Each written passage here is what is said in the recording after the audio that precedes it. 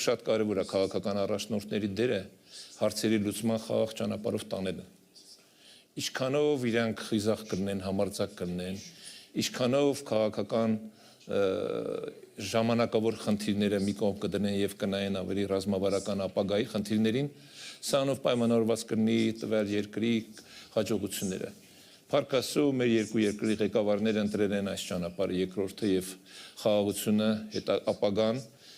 մարդկանց բարեկեցիկ կյանքով ապահովել հնարավորությունը գերադասել են մնացած ամեն ինչից։ Ես նաև այն քաղաքական գործիչներից եմ, որ միշտ խոսել է խաղաղության մասին եւ փորձել եմ իմ քաղաքական գործունեության ընթացքում ինչ որ ձևով օգտակար լինել, որովհետեւ ինձ համար հասկանալի է մի բան. եթե ունեք հարևաններ, հարևանների հետ ապրում եք միայն խաղաղ։ Նույնիսկ կենցաղում այդպես, առավել եւս պետական մակարդակում։ Այլ ճանապարհ չկա։ Այլ ճանապարհը վեճ է, կռիվ է, անիմաստ ժամանակի կորուստ է։ Եվ ես էլ եմ շատ լավատես, որ իրականում մենք հաջողելու ենք եւ ունենալու ենք համատեղ նաեւ տնտեսական, մշակութային ծրագրեր, մենք հնարավորություն ենք ունենալու նաեւ արդեն կան նախադեպեր, երբ որ մեր հասարակական սեկտորի ներկայացուցիչները հանդիպում են, դա շարունակականություն է ունենալու, հաջորդը կլինի բիզնես շրջանակների հանդիպում։ Արդեն տեսեք Երևանում մարդիկ գնում են ադրբեջանական վարելիք եւ մեքենաներ են վարում։ Տարիներ առաջ երբ որ դրա մասին խոսեիք, ինչ որ թշնամական վերաբերմունք այլ կերպ ընդունվեր։ Բայց սա այն իրականությունն է, որում հիմա մենք ապրում ենք։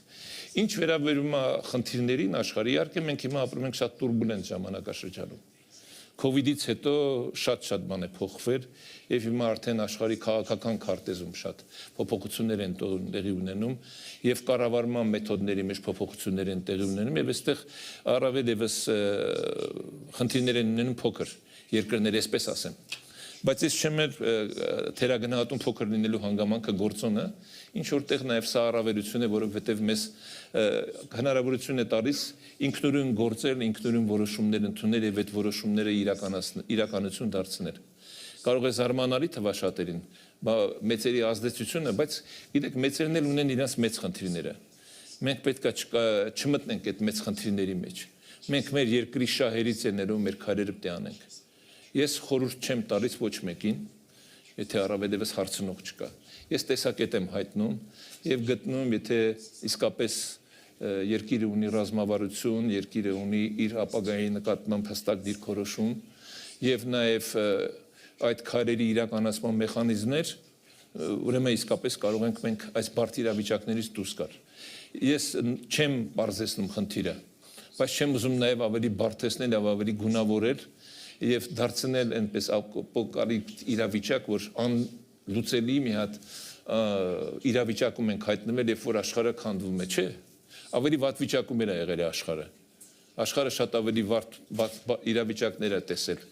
Մարդկային զոհեր միլիոնավոր եւ այլն, բայց իրավիճակից դուրս ենք եկել։ Նույն Եվրոմիության այսօրվա գոյությունը պայմանավորված է երկրորդ համաշխարհային պատերազմից հետո ճանապարհների փրկրկով։ Ընդամենը 12 տարի հետո այդ արդեն համաձայնագիրը կնքվեց։ Եվ սա նշանակում է, որ հավերժ թշնամիներ հասկացողություններ չկան։ Միգուցե կան հավերժ շահեր, որ ընդունելի է, քաղաքականության մեջ այդպես են ասում։ Մենք պետք է այդ հավերժ շահերը կապենք մեր բարեկեցության հետ, մեր երկրի տնտեսական զարգացման հետ, մեր հարևանների հետ բարեդրացական եւ իսկապես խաղաղ ջերմ հարաբերություններ ունենալու։ Նույնը վերաբերում է Թուրքիային։ Մենք ունենք Թուրքիա հարևան, ուրեմն պետք է հարևանություն անենք, սահմանները բացենք։ Իրանին է վերաբերում, Վրաստանին է վերաբերում, ես կոնկրետ Հայաստանի օրինակներն եմ բերում։ Կան տարբեր տեսակի մոտեցումների միջարոց, տարբեր գնահատականներ իմ նշած երկրներում տեղի ունեցող իրադարձությունների հետ, բայց կա նաև Հայաստանի Հանրապետության շահ, որը առաջնորդվում է իմ ասած սկզբունքով, հարևանների հետ ապրել խաղաղ, բարեդրացական հարաբերություններով եւ միմյանց օգտակար լինել։ Միջարոց սա էլ է երկկողմանի։ Շնորհակալություն։